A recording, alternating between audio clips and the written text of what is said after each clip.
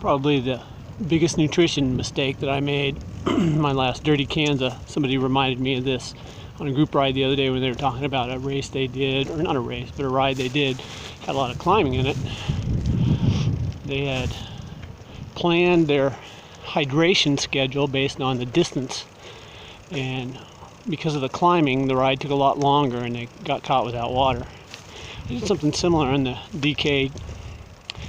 I didn't forget to account for climbing. I'm all about calculating the pho.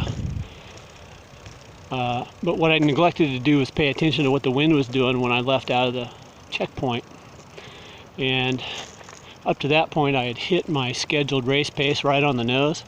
I had planned it out for exactly that much water, and everything was working out great, but I had not planned to have extra water or food in the event that the leg took me a little longer, and because it was so windy, it took me a lot longer. I got caught out without water, and a lot of people did there. In fact, it was a pretty gruesome scene there for a while. People were drinking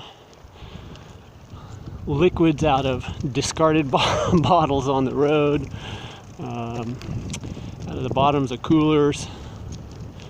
So a lot of people made that mistake. But so you need to think about that when you're planning your hydration schedule and your nutrition schedule. You got to be flexible in your planning. Don't just come up with a plan and think that's that.